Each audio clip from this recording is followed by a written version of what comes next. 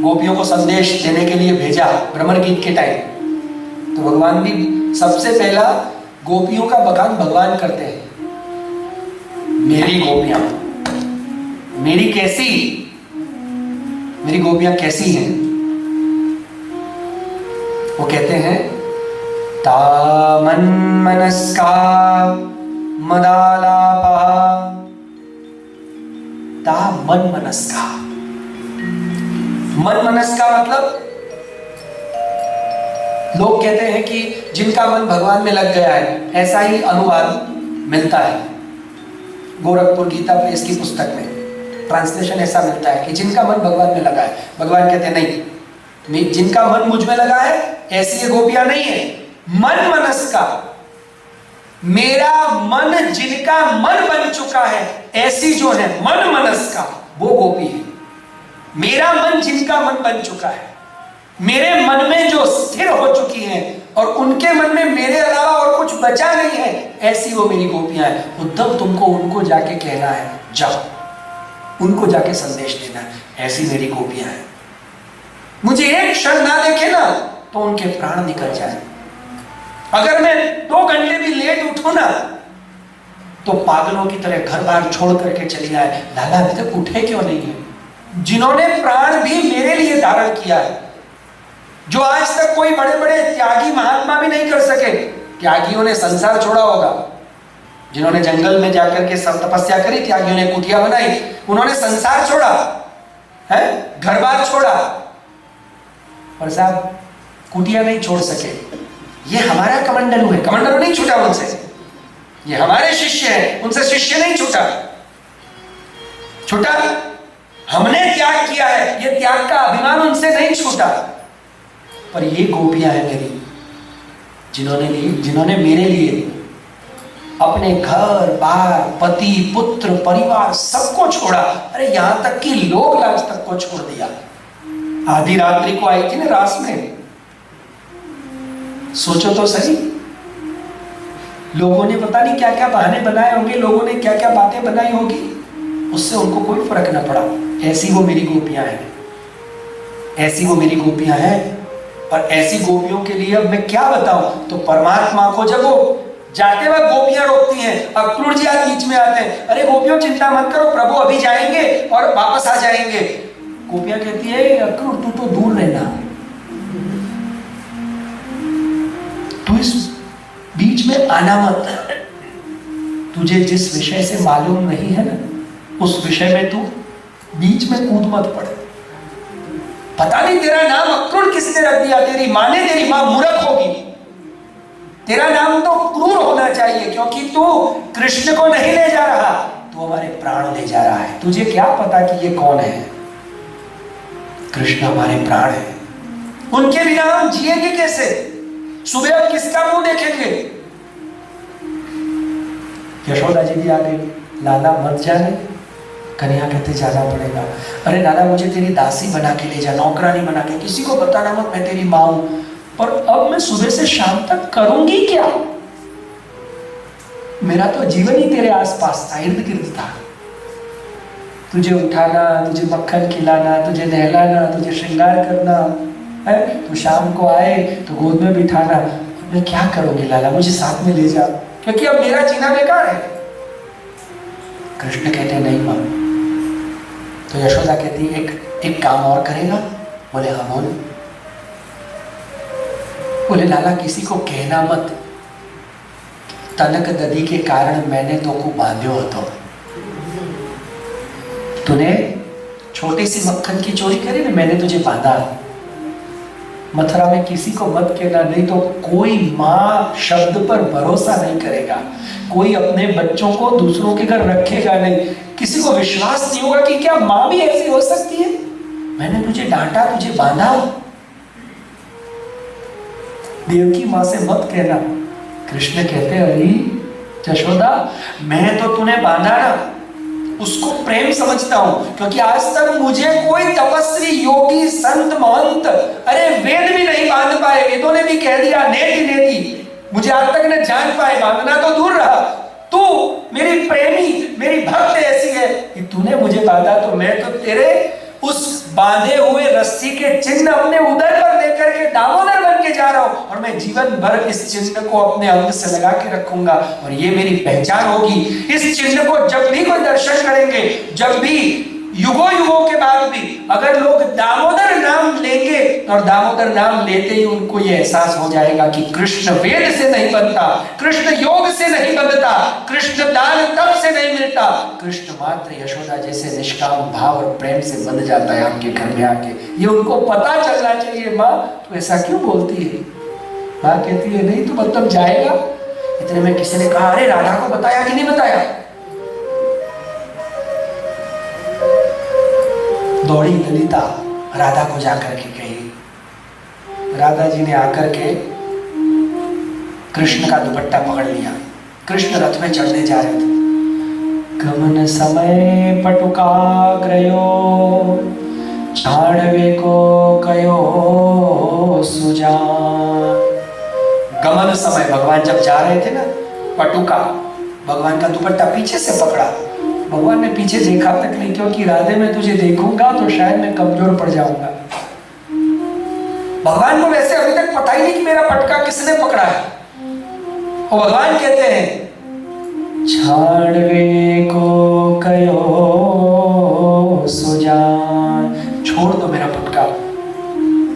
तब राधा जी कहती है प्रीतम प्यारे ये कहो पटुका तजूं के प्राण। ये बताओ क्या छोड़ने को कह रहे हो, पटका की प्राण? कृष्ण कहते राधे तुम।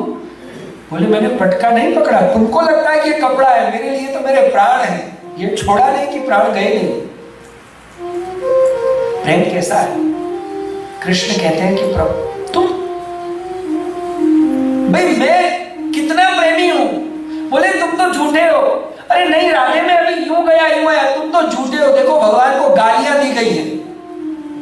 और एक बात याद रखना, ज्ञानी आज तक किसी ज्ञानी ने भगवान को कन्हैया कहा भगवान नहीं सुन सकते। ज्ञानी लोग तो कृष्ण कहेंगे। कन्हैया कहने का हक सिर्फ किसको है? प्रेमियों को, भक्तों को है। गाली देने का हक किसको है? भक्तों को है। और भक्त गाली देते हैं, और गोपियों जैसी गाली तो आज तक साथ किसी ने नहीं दी होगी। हम कहते हैं ना कोई ने 3 पेढ़ी याद अपावी दी है। कभी हम नहीं कहते किसी को जब हम छठी का दूध याद दिला दे। ऐसे गोपियों ने गालियां दी तो 3 पीढ़ी नहीं 3 जन्म याद दिला दी। बोले तुम झूठे मक्कार कैसे हो कन्हैया? बोल रहे हो आऊंगा, तुम रहने दो, तुम तो बड़े झूठे हो। और कैसे झूठे हो? मृगयोरिव कपींद्रम विव्यदे लुब्ध धर्मा स्त्रियमकृत विरूपाम स्त्रीजित सर्वकाम। है कितने तुम कायर हो। कैसे? तुम कितने, गुजराती में कहिए ना बायलो। बायलो मतलब स्त्रियों के जोरू का गुलाम। तुम कैसे जोरू के गुलाम हो? तुम क्या प्रेम करोगे? कृष्ण कहते मतलब मृगयुरिव कपींद्रम, तुम कपटी हो। और तुम्हारे कपट की तो क्या कथा करें। बाली ने क्या बिगाड़ा था तुम्हारा? रामावतार में देखो, रामावतार में पहुंची, दूसरे जन्म में पहुंच गई। तुम तो अभी कृष्णावतार में, रामावतार में क्या किया था हमको मालूम है। बाली ने क्या बिगाड़ा था तुम्हारा? उसको पीछे से बाण मारा। क्यों? क्योंकि तुमको तुम्हारी पत्नी को लाना था। इतने तो पत्नी के लोलुप हो कायर। कपट से मारते हो और अपने आप को वीर कहते हो। मृगयुरिव कपींद्रम विव्यदे लुब्ध। उस वक्त तुम्हारा धर्म का ज्ञान कहां गया था? बड़े धर्मिष्ठ बनते हो, अधर्मी वाले बातें, अधर्म जैसी बातें करते हो। और तो और स्त्रियम अकृत विरूपा। अरे रे रे, कैसे हो तुम? पुरुष भी नहीं हो, स्त्रियम अकृत विरूपा। भाई एक बात बताओ, कोई लड़की अगर विवाह का प्रस्ताव लेकर के आए, भाई नहीं करनी है तो मना कर दो, करनी है तो कर लो। भाई आपको बायोडेटा किसी लड़की ने दिया, आपको लगा कि नहीं मेरे साथ मैच नहीं होगा, कुंडली नहीं जम रही है, कोई बात नहीं, मना कर दो, सॉरी आप लोग नहीं जाए। पर नाक कान काटने की क्या जरूरत थी? शूर्पणखा क्या प्रस्ताव लेकर के आई थी? शूर्पणखा प्रस्ताव क्या लेकर के आई थी? मुझसे विवाह करो। तुम न उसको हाँ कह पाए, न तुम ना कह पाए, मतलब न तुम उसके रूप को देख पाए, न उसकी भावना समझ पाए। तुम स्त्रियों को तो समझते नहीं हो, क्यों? स्त्री जीता। तुम कैसे हो स्त्री जीत? मतलब कयाग्रोकंत, पत्नी की आज्ञा में चलने वाले, जिसकी खुद की अकल नहीं है, ऐसे हो तुम। स्त्री जीता, स्त्रियों ने जिनको जीत लिया है। हाँ,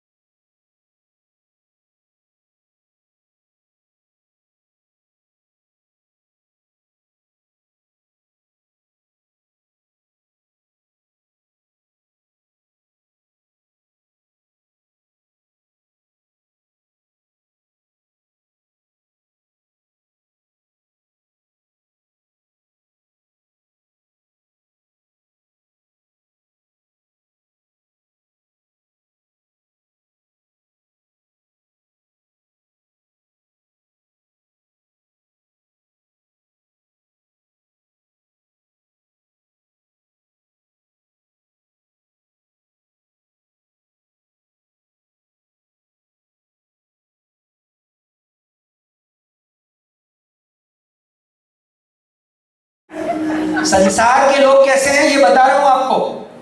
संसार में यही है, हम कृष्ण के लिए, और इसीलिए देखिए गोपी गीत, आपने कभी गोपी गीत सुना हो? गोपी गीत के अंत में सुखदेव जी कहते हैं कि गोपियां रोई तो कैसे रोई?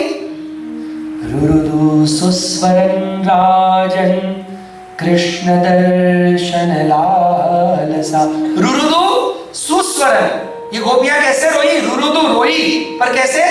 सुस्वरम। और क्यों रोई? उनका रोना सुस्वर है और हमारा रोना भेकड़ा ताड़ू। हमारा रोना सुस्वर नहीं है, हमारा रोना स्वर में नहीं है, और उनका रोना सुस्वर क्यों कहा? सुखदेव जी ने कहा उनके रोने की भी कथा, हमारे हंसने की भी कथा नहीं। क्यों? क्योंकि वो रोई किस लिए? संसार के कुछ विषयों की तृप्ति के लिए, कुछ शुद्ध विषयों के लिए नहीं रोई।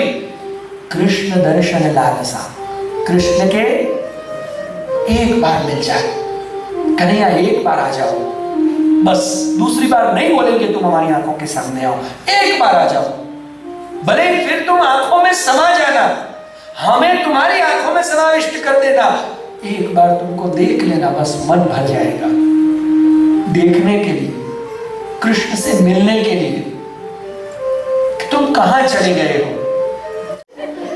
संसार के लोग ऐसे हैं, नहीं कोई होगा अच्छे से रोने वाला, पर कितनी देर रोएगा? आप खुद बताओ। एक दिन रोगे, 2 दिन रोगे, हफ्ते भर रोगे, फिर 10 दिन बाद तो आप अपने काम पे लगोगे ना। किसी का खाना बंद हुआ, किसी का पीना बंद हुआ, किसी का सोना बंद हुआ, इन गोपियों का तो जीना बंद हो गया, सांस लेना बंद हो गया कृष्ण के जाने से। और वो कह रही है कंचुकी पर सुखत नहीं कबहू उर बिच बहत पनारे निस दिन बरसत नैना मारे। क्या बताए? ये गए उद्धव जी आने के समय, भगवान तो पधार गए, गोपियों के आंसू यहां तक आए, वो रोई नहीं, आंसू को बहने नहीं दिया। और देखो उनका प्रेम कैसा है। प्रेम ऐसा होना चाहिए साहब, प्रेम ऐसा होना चाहिए। जब तक कृष्ण का रथ दिखता रहा देखती रही, रात हो गई, खड़े खड़े रात हो गई, रथ की ध्वजा दिख रही थी तब तक देखती रही, ध्वजा दिखनी बंद हुई पर रथ के पहियों से धूल उड़ रही थी, जब तक धूल उड़ती हुई दिखी तब तक देखती रही। नहीं नहीं, कन्हैया वापस आएंगे, कन्हैया वापस आएंगे। इसलिए वहां व्यास जी ने शब्द प्रयोग किया है, गोपियां कैसी हुई। मैं आपको एक संस्कृत के श्लोक नहीं सुना रहा हूं। नैराश्यमवलंबितम, वो निराश हुई, क्योंकि जब उनकी आशा थी कृष्ण जरूर अपना रथ यूटर्न लेके वापस आएंगे, अब तो वापस आएंगे। तो जब तक ध्वजा दिखती रही देखती रही, अभी आएंगे, अभी आएंगे। मिट्टी धूल उड़ती हुई दिखी, ध्वजा दिखनी बंद हो गई धूल में, जब तक धूल उड़ती रही अभी आएंगे, अभी आएंगे। पर धूल भी जब ठंडी पड़ गई, 24 घंटे खड़ी रही, न खाना याद रहा न पीना याद रहा। उनके पति भी अब समझ गए, उनके बच्चे भी समझ गए, उनके घर वाले भी समझ गए, अबे अपना आत्मा थी, इश्क ने गालिब निकम्मा कर दिया, वरना बीते आदमी काम किया। ये लोग काम की नहीं रहे, ये निकम्मे हो गए। तो कोई उनको रोक भी नहीं रहा है। नहीं अब और सिर्फ ये गोपिकाओं की दशा नहीं थी, ये दशा पूरे ब्रज की थी, पूरे गोकुल की ये दशा थी। ग्वाल बाल गाय पशु पंछी सब रो रहे थे। उस वक्त जैसे ही धूल उड़ती गिर गई, थम गई और वो निराश हो गई, अब नहीं आए।